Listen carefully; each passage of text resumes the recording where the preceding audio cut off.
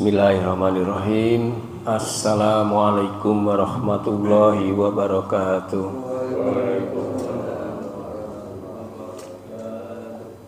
Alhamdulillah binikmatil imani wal islam wa nusalli wa nusallimu ala khairil anam Muhammadin sallallahu alaihi wasallam. Ashhadu alla ilaha illallah wahdahu la syarikalah wa asyhadu anna Muhammadan abduhu wa rasuluhu la nabiyya ba'dah.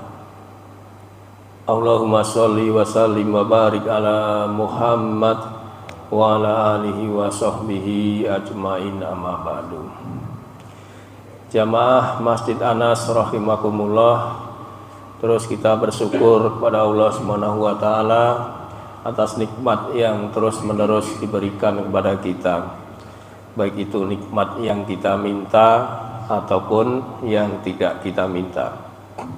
Salawat dan salam semoga tercurah kepada junjungan kita Nabi Muhammad sallallahu alaihi wasallam, juga kepada keluarganya, sahabatnya, dan semoga kita mendapatkan syafaatnya di yaumil akhir tanpa melalui neraka, insyaallah, amin ya rabbal alamin. Kulsub pagi ini mengambil tema mengenai nasihat Jibril alaihissalam kepada Nabi Muhammad sallallahu alaihi wasallam, yang tentu ini nasihat ini juga kepada kita semua.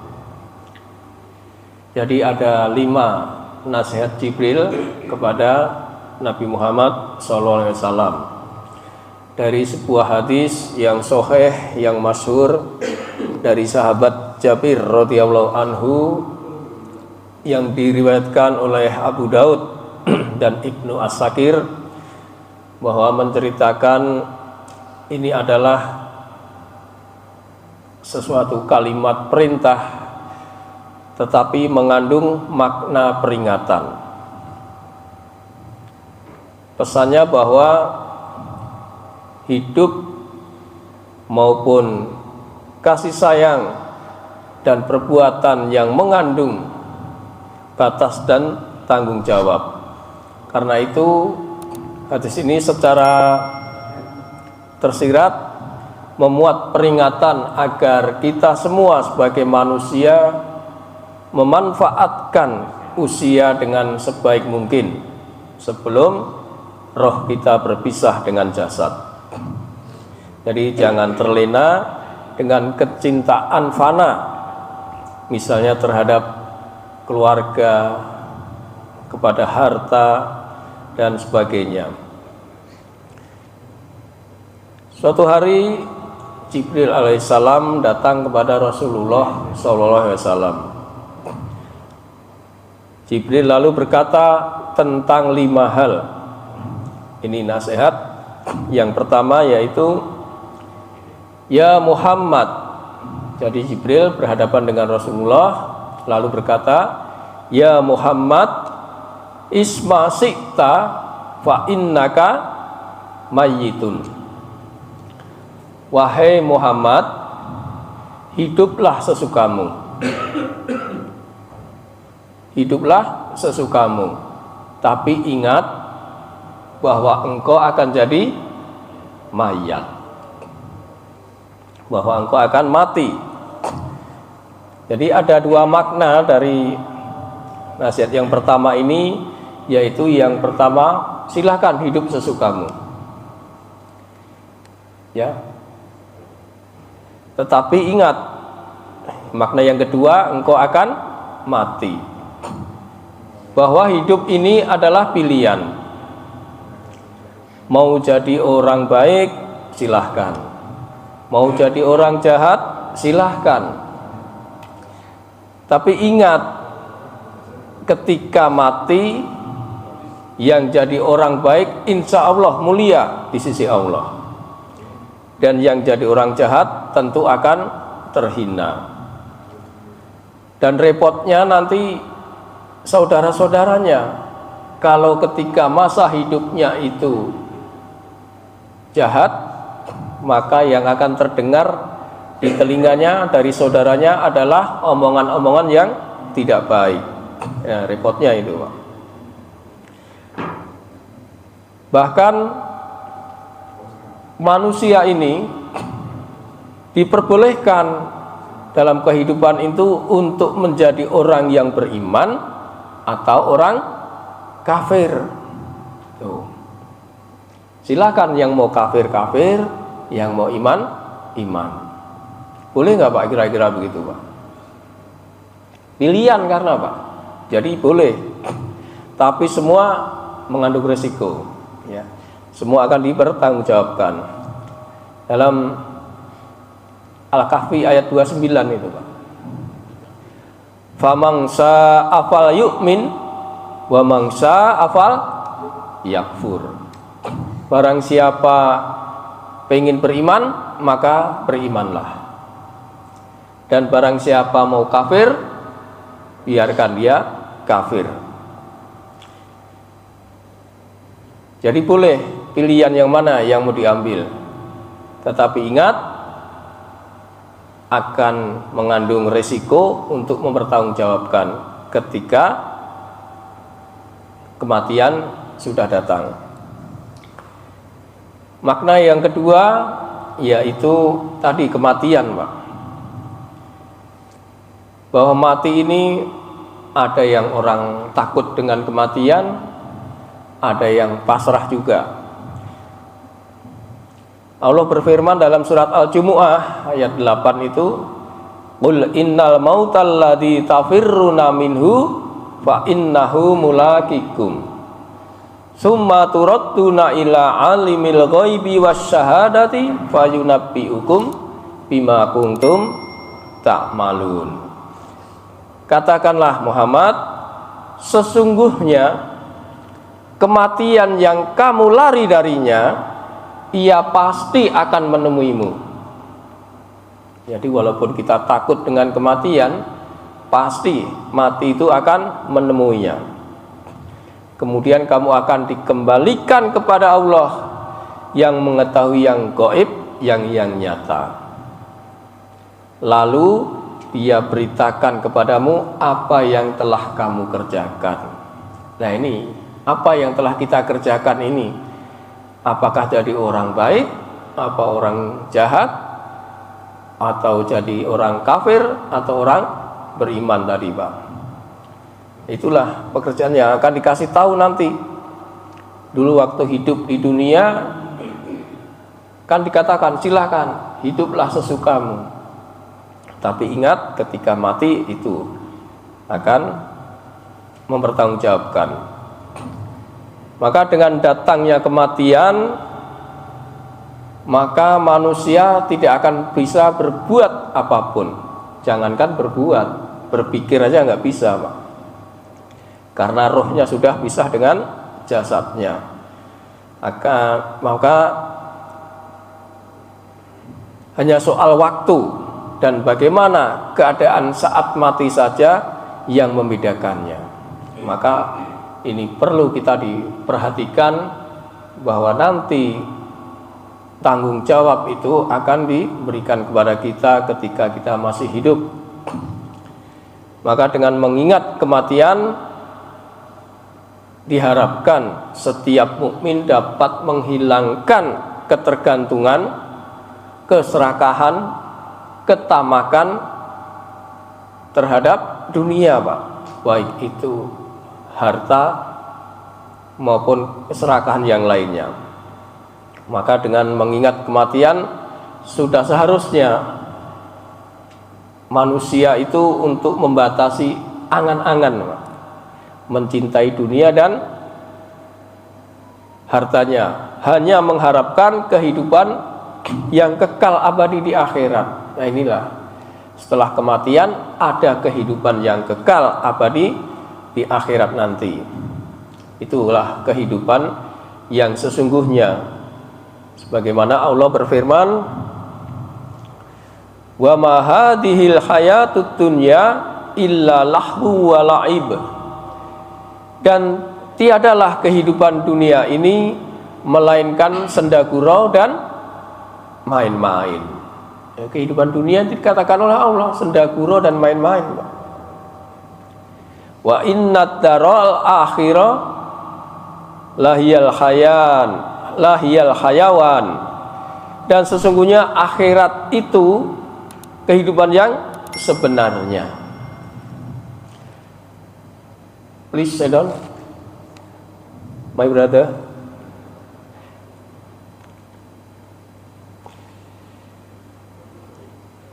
Maka mereka mengetahuinya. Laukanu ya'lamun.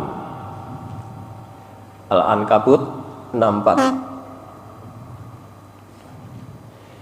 Kemudian pesan yang kedua.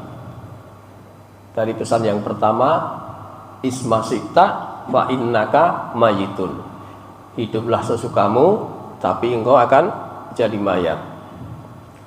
Yang kedua, pesannya Jibril kepada Nabi Muhammad SAW, wahbib maksita fa innaka mufarrikuh. Silahkan kamu mencintai apa yang kamu cintai, tapi ingat, apa yang engkau cintai itu pasti akan berpisah. Semua yang kita cintai pasti akan berpisah. Karena sejatinya manusia itu dikaruniai hati dan perasaan untuk saling berkasih sayang, saling mencintai. Setiap orang dibebaskan untuk mencintai apa saja, Pak. Baik mencintai secara bersama makhluk atau mencintai yang lainnya. Namun harus disadari bahwa ia pasti akan berpisah dengannya. Kita ninggalin dulu atau dia yang ninggalin duluan. Apakah yang kita cintai dalam hidup ini? Apa Pak yang kita cintai? Banyak Pak. Di antaranya kita cinta kepada keluarga kita, cucu kita, anak kita, istri-istri kita. Kalau istrinya lebih dari satu Pak, lebih satu istri kita, itu ya Pak Anis ya. Atau koleksi-koleksi apa saja, koleksi ake, koleksi apa Pak Dito, keris, banyak ya. Itulah banyak apa yang kita cintai itu. Ya, koleksi uang. Hanya beberapa yang kita cintai itu semuanya akan berpisah dengan kita. Nah, kalau cinta kepada makhluk dan benda ini sampai berlebihan, maka akan divonis menjadi orang yang fasik. Ya. Ini tadi ada orang Australia itu,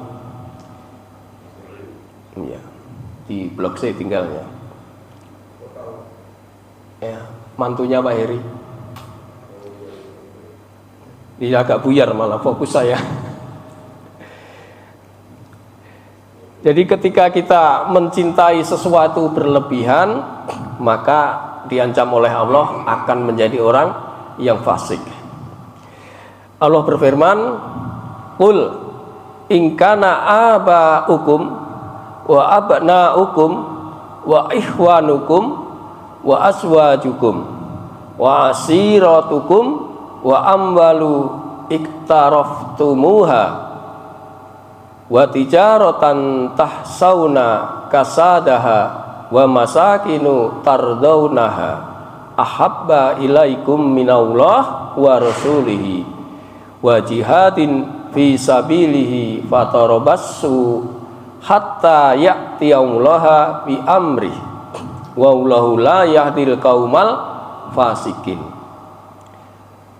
Taubah ayat 24 Pak.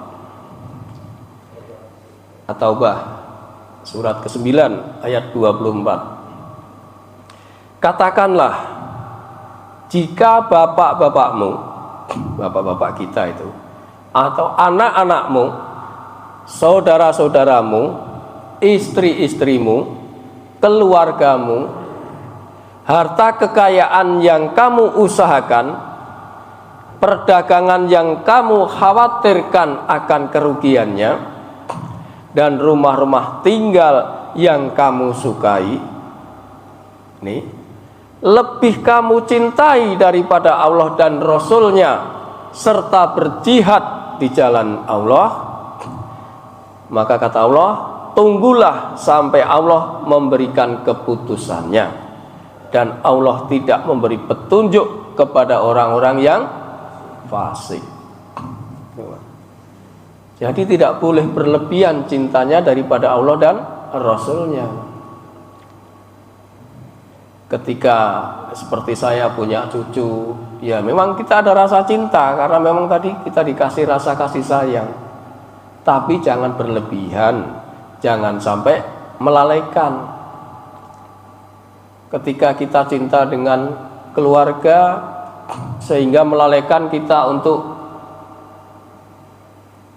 apa ini? Untuk melakukan amal baik. Nah, ini yang diancam, Pak. Kita diperbolehkan untuk berkasih sayang dan itu harus, Pak. Tapi jangan sampai melalaikan dalam kita beribadah kepada Allah.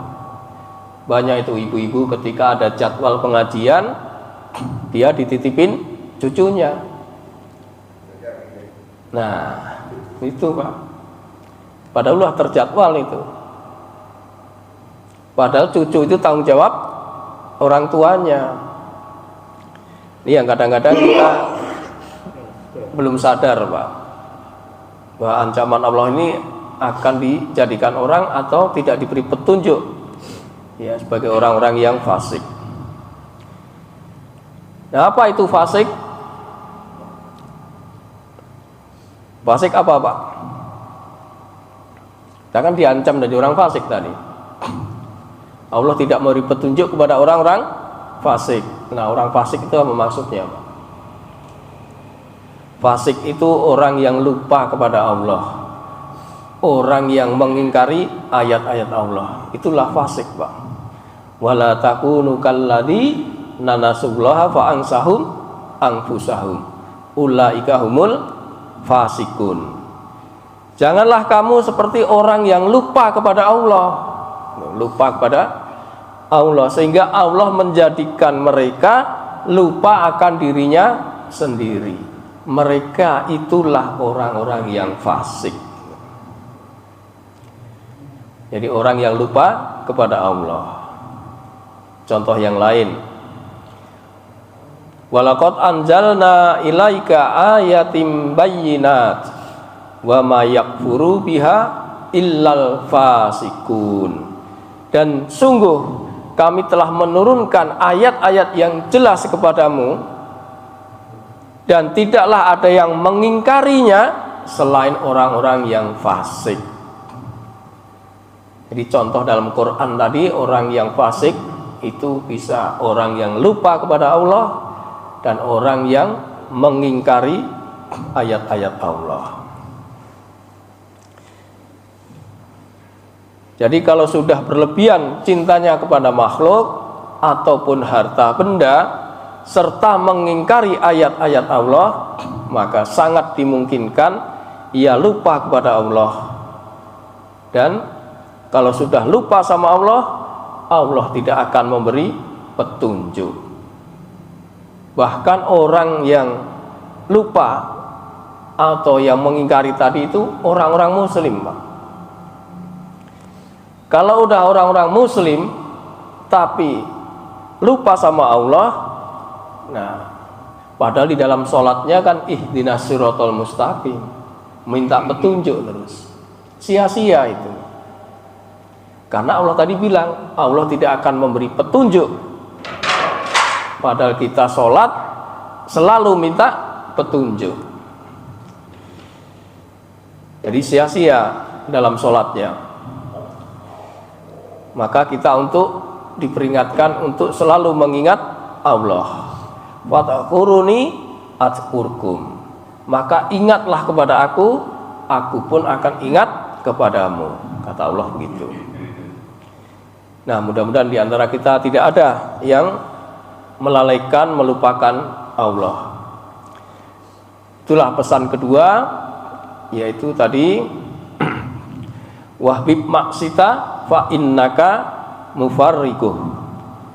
Kemudian pesan ketiga, wa mal maksita fa innaka tujzambihi. Silahkan Muhammad, kamu berbuat sesukamu. Silahkan berbuat sesukamu. Tapi ingat, setiap perbuatan itu ada balasannya. Entah berbuat baik maupun berbuat jahat. Ini peringatan bagi kita semua. Jadi setiap amal perbuatan, walaupun sekecil apapun, pasti akan ada balasannya. Dan perbuatan itu entah baik entah buruk, sebenarnya untuk diri kita sendiri. In ahsantum li anfusikum. Barang siapa yang berbuat baik itu untuk dirinya sendiri, dan berbuat buruk untuk dirinya sendiri. Jadi setiap orang akan diberi putusan, Pak. Kalau orangnya berbuat baik, melakukan sesuatu yang baik, maka tentu akan mendapatkan kenikmatan, dan sebaliknya. Nah, perlu diingat bahwa tidak ada perbuatan yang sirna, Pak. Sekecil apapun tidak ada yang dilupakan, dicatat. Semua pasti akan tercatat. Walaupun hanya menyingkirkan duri di jalan, atau sekarang mungkin batu atau paku di jalan, itu pasti akan dicatat. Jadi alangkah baiknya jika kita melakukan sesuatu, terlebih dahulu kita pikirkan dulu, kita pertimbangkan dulu dampaknya. Apakah ketika kita berbuat ini ada dampak positif atau malah berdampak negatif. Bahkan perbuatan itu juga termasuk perbuatan ibadah.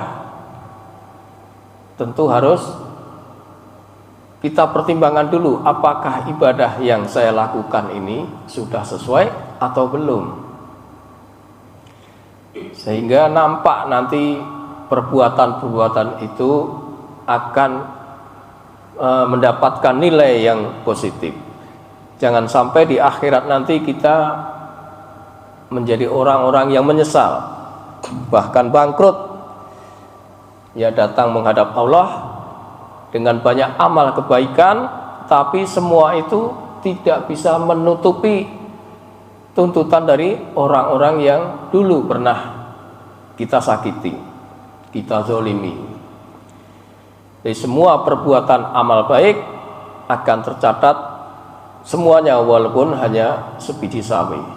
Faman ya'mal misqala dzarratin khairan yarah, wa man ya'mal misqala dzarratin syarran yarah. Ya. Maka hendaknya beramal solehlah ketika kita masih diberi kesempatan hidup ini, sesuai dengan kemampuan kita masing-masing, supaya nanti kita mempertanggungjawabkannya itu lebih mudah. Allah itu maha baik, sangat sayang kepada hambanya. Jika kita melakukan suatu kebaikan, maka balasannya minimal berapa, Pak? 10 kali lipat minimal. Itulah kasih sayang Allah. Kalau kita melakukan suatu kejahatan, balasannya berapa? Sebanding dengan kejahatannya. Gitu. Niat pun, kalau kita pengen niat jahat tapi nggak dilakukan, dapat 1. Maha kasih sayang Allah kepada kita semua. Jadi barang siapa berbuat baik, mendapat balasan 10 kali lipat. Manja abil hasanati falahu asru amsaluha, wa manja abil sayati fala yujza illa mislaha wa hum la yudlamun. Barang siapa berbuat kebaikan mendapat balasan 10 kali lipat amalnya, dan barang siapa berbuat kejahatan dibalas seimbang dengan kejahatannya. Mereka sedikit pun tidak dirugikan. Al-An'am ayat 160, Pak. Nah, itulah kasih sayang Allah kepada hambanya. Maka tadi diperingatkan, kita berbuat sesukamu, tapi ingat semuanya akan dibalas. Maka ketika kita masih diberi kesempatan inilah, insya Allah kita untuk selalu berbuat baik sesuai dengan kemampuan kita. Kemudian pesan yang keempat, wa'lam inna syarafal mu'minin yamuhu billaili. Dan ketahuilah wahai Muhammad, sesungguhnya kemuliaan seseorang yang beriman itu karena mendirikan malam atau sholat malam. Jadi sholat malam itu suatu kemuliaan bagi kita, Pak. Maka sangat dianjurkan, sangat ditekankan seorang yang mukmin itu untuk senantiasa mendirikan malam. Walaupun Pak, hanya taruhlah 1 rakaat kita sholat witir, nggak apa-apa, Pak. Tapi kalau itu dilakukan dengan rutin, insya Allah ini satu amalan yang dicintai Allah. Melakukan sholat malam terserah, Pak. Bagi yang kuat silahkan, mau 11 rakaat seperti bulan Ramadan kemarin, atau minimal 2 rakaat ditutup dengan witir 1 rakaat, nggak apa-apa. Selain sholat apalagi, Pak? Zikir, kemudian doa dan istighfar, Pak. Wabil asharihum yastaghfirun. Jadi di akhir malam mereka beristighfar, minta ampun. Az-Zariyat ayat 17 itu, Pak. Jadi rutinkan untuk mendirikan malam, di antaranya sholat walaupun hanya sedikit, kemudian zikir, baca Quran, kemudian berdoa dan banyak istighfar, Pak. Ini istighfar ini kalau dikupas nanti banyak manfaatnya bagi manusia ini. Jadi sholat malam adalah, atau mendirikan malam tadi adalah satu-satunya anjuran yang disebutkan di dalam Al-Quran, Pak.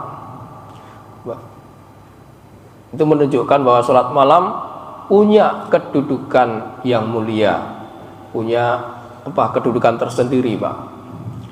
Karena Rasulullah SAW bersabda, afdalus sholati ba'dal faridah sholatul laili. Dan sholat yang paling utama setelah sholat wajib adalah sholat malam. Hadis riwayat Muslim. Makanya ini ada kedudukan yang mulia, ada banyak keutamaannya, sehingga dikatakan sholat malam itu sholat yang paling utama daripada setelah sholat wajib. Kemudian yang terakhir, yang kelima, pesan kelima yaitu wa izzuhu istihhana'uhu anin nas. Kehormatan seseorang karena tidak tergantung kepada orang lain. Maksudnya apa ini, Pak? Tidak tidak minta-minta kepada orang lain, tidak sambat gitu loh, Pak. Tidak sambat kepada orang lain, tidak minta-minta, ya. Sebab seseorang yang meminta-minta tergantung pada orang lain ini akan kehilangan harga diri, Pak.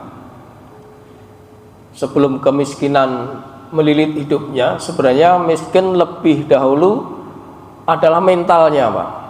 Kemiskinan mental ini menyebabkan seseorang menjadi peminta-minta. Memang ada banyak kategori pengemis yang dibolehkan juga, Pak. Ada pengemis yang memang konvensional, benar-benar tidak punya, tapi itu dibolehkannya untuk meminta-minta sampai ia bisa makan, Pak. Jangan meminta-minta menjadi profesi. Ini yang banyak disalahgunakan, Pak. Ketika meminta-minta udah cukup untuk makan, cukup. Jangan untuk minta-minta lagi, Pak. Kemudian peminta-minta yang ini yang sedang viral nih, banyak koruptor. Ini juga termasuk orang yang peminta-minta, Pak. Padahal dia udah kaya. Yang beda kan hanya cara dan tempat operasinya, Pak. Kalau peminta-minta biasanya di jalan, di lampu merah. Tapi orang yang berdasi ini tempat operasinya di balik meja, Pak. Ya, itulah hanya cara dan tempatnya aja yang membedakan antara peminta-minta yang biasa, konvensional maupun yang berdasi itu, Pak. Mereka sama-sama akan bisa kehilangan harga dirinya. Dan nanti orang yang biasa meminta-minta ini ketika sudah punya tetap meminta-minta, nanti di hari kiamat akan bertemu Allah dalam keadaan muka yang tidak berkerat, tidak berdaging, Pak. Ya, itu hadis riwayat Bukhari Muslim, sahih, Pak. Jadi setiap manusia sebenarnya pasti akan mengharapkan kemuliaan. Jadi kemuliaan itu jangan dihinakan dengan meminta-minta. Adapun sebab seseorang mendapatkan kemuliaan dengan cara bergantung kepada zat yang memuliakannya. Jadi kita bergantung kepada Allah. Allahus Somad. Allah tempat bergantung. Jangan bergantung kepada makhluk, karena ini akan kecewa, Pak. Pasti ujungnya kecewa kalau kita bergantung kepada makhluk. Tapi bergantunglah kepada Allah yang maha mulia, yang maha kaya, yang maha memberikan apa yang kita minta. Ya, saya kira itu saja, Pak, ya. Jadi yang terakhir tadi yaitu wa izuhu istighna'uhu aninnas, yaitu kehormatan atau kemuliaan seseorang tidak tergantung kepada orang lain. Nah, demikian 5 nasihat Jibril kepada Nabi Muhammad SAW yang tentu juga kepada kita semua. Yang pertama yaitu tadi isma sikta fa innaka mayitun. Berbuatlah sesukamu, hiduplah sesukamu, tapi pasti engkau akan mati. Yang kedua, wahbib maksita fa innaka mufarriku. Cintailah apa yang kamu cintai, tapi apa yang dicintai itu pasti berpisah. Jadi kalau udah berpisah, kira-kira gimana? Kalau kita belakangan, Pak, biasanya nyesel, nangis gitu, Pak.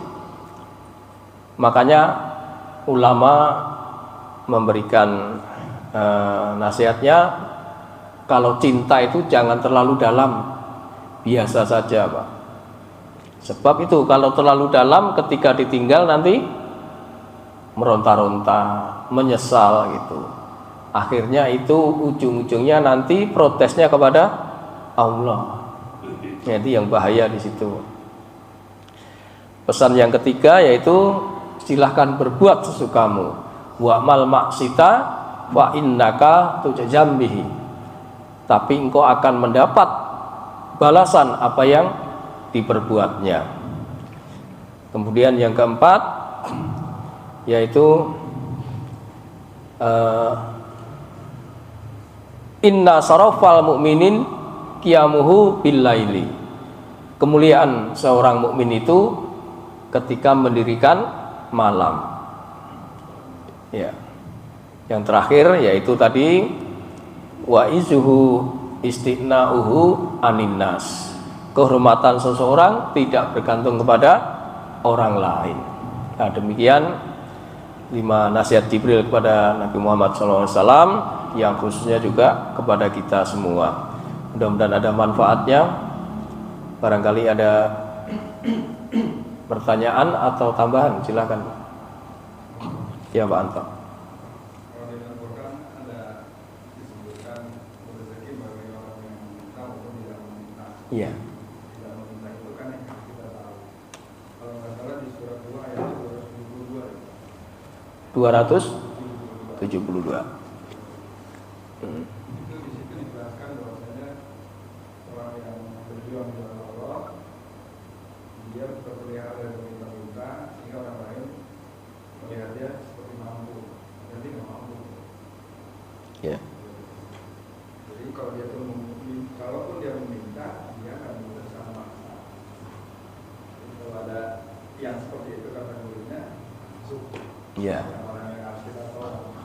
Ya. Bagaimana kita tahu dia membutuhkan pertolongan tapi dia minta tolong. Itu butuhnya silaturahim.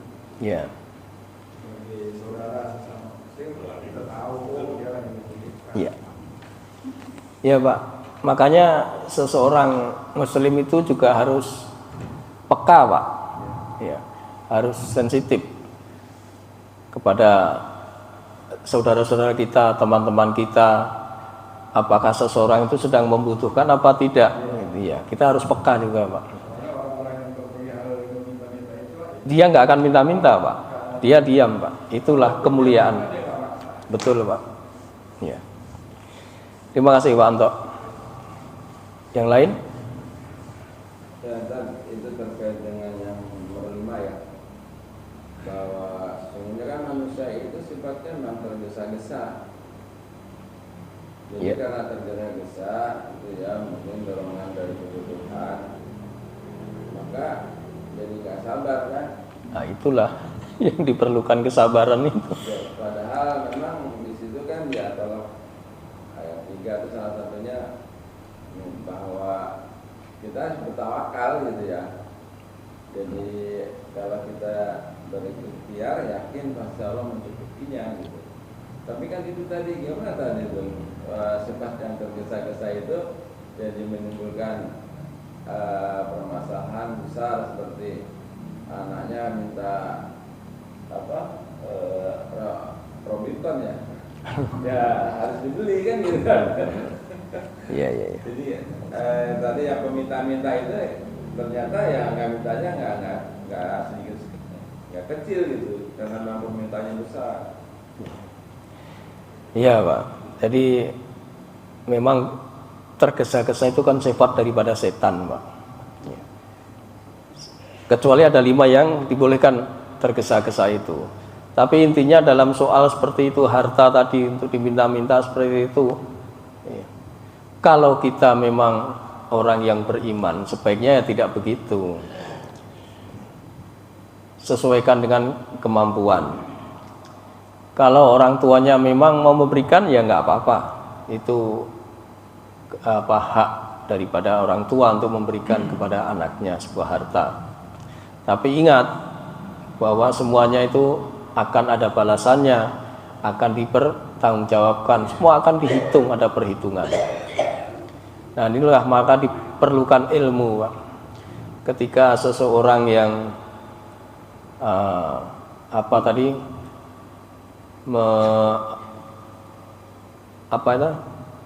tergesa-gesa. Nah, itu kalau kita tidak dibarengi dengan ilmu, ya itu akhirnya nanti ketergesa-gesaan itu akan menimbulkan hal yang negatif. Nah, adapun yang dibolehkan dalam ketergesa-gesaan apa nih dalam Islam nih, Pak?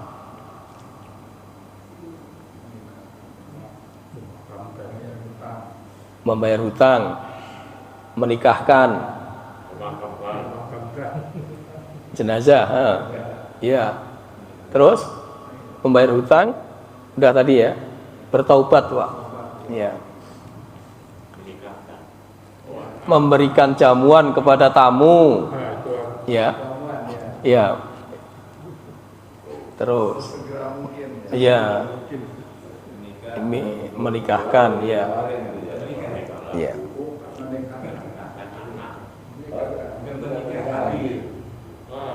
Jadi kalau udah siap, Iya.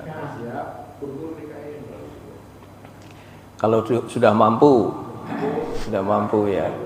Mampu itu bisa mampu secara baat, dibuain atau membuai.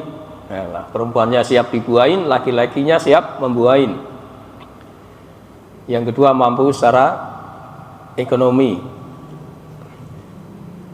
Terus ada lagi? Ya itu ya minimal, Pak. Terus? Oh, Pak Jul? Iya, Pak. Waalaikumsalam warahmatullahi wabarakatuh. Bentuk kasih sayangnya Allah pada umat Islam ya. Iya. Dalam hal perbuatan, baik itu perbuatan yang baik maupun yang buruk ya.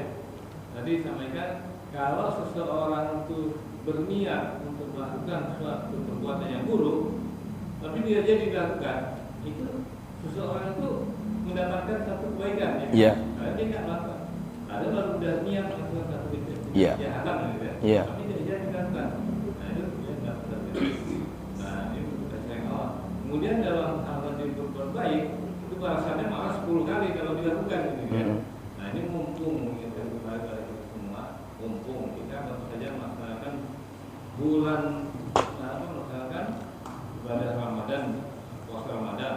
Nah, 1 bulan Ramadan itu kita dibalas berarti sama dengan 10 bulan. Ya kan? Kata Rasul, siapa yang berpuasa selama sebulan Ramadan, kemudian ditambah lagi 6 hari bulan Syawal, itu sama dengan puasa Setahun. Jadi mumpung ini masih Syawal, mungkin ada yang mungkin belum tuntas Syawalnya, masih ada beberapa hari lagi, 6 bulan lagi, sampai ya, mungkin sekitar 2 minggu lagi lah. Yang kemarin kita melaksanakan 1 bulan Ramadan dari 10 bulan, dan 2 bulan lagi kita ambil dari 6 hari lagi ya. Ada kesempatan masih. Iya, betul, Pak. Menuntaskan. Jadi kalau kita diperintahkan untuk puasa setahun mungkin nggak kuat kan. Padahal sahabat-sahabat dulu menginginkan Terus menerus. Iya. Jadi mumpung ini masih ada kesempatan, ya kita akan mengingatkan untuk melaksanakan 6 hari bulan Syawal bagi ibu kita. Ya. Waalaikumsalam warahmatullahi wabarakatuh. Ya betul Pak Jul, itu hadisnya juga sahih. Jadi sahabat-sahabat itu dulu minta kalau bisa Ramadan itu terus menerus, karena tahu keutamaan daripada bulan Ramadan. Maka Rasulullah meringankan dengan tambahan puasa Syawal 6 hari.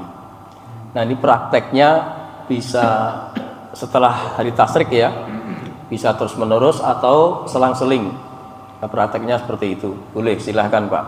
Ini ajakan yang bagus dari Pak Jul untuk melakukan puasa Syawal, karena nilainya setara dengan puasa setahun. Padahal kalau kita melakukan setahun, saya yakin nggak akan mampu. Ya. Terima kasih Pak Jul. Ya. Terkait dengan ajakan Pak Jul tadi itu, tapi ada ustaz yang bilang katanya kalau sudah puasa Syawal 6 hari, umur kita nggak perlu dengan itu, karena udah puasa setahun. Ya, saya kira nggak begitu Pak. Nanti misalnya gini Pak, orang yang sholat di Masjid Haram berapa nilainya? 100.000. Oke, kita udah 100.000 ya nggak usah sholat kan gitu. Nggak bisa begitu. Itu kan pahalanya Pak. Atau kalau kita melayat ikut mensolatkan, berapa pahalanya? 1 qirot. Sampai kita ke kuburan dapat 2 qirot. Kita udah merasa punya pahala 2 qirot, terus nggak melakukan, ya nggak begitu. Nah, itu hitung-hitungan itu. Kalau hitung-hitungan, wah kita nggak bisa. Jadi semua tetap dilakukan ya. Selama itu ada tuntunannya, silahkan dilakukan, nggak apa-apa. Malah berlipat-lipat kan pahalanya. Karena kita juga sadar pada dosa-dosa kecil itu yang Ya betul Pak. penting kayak gitu. Jadi untuk menutupi keburukan-keburukan itu kita harus berbuat baik ya. Ittaqillah haitsu kunta wa atbi saiti hasanata tamhuha gitu ya. Ya demikian, saya kira udah cukup ya. Kita akhiri dengan membaca kafaratul majlis. Subhanakallahumma wa bihamdika asyhadu an la ilaha illa anta astaghfiruka wa atubu ilaik. Billahi taufiq wal hidayah. Wassalamualaikum warahmatullahi wabarakatuh.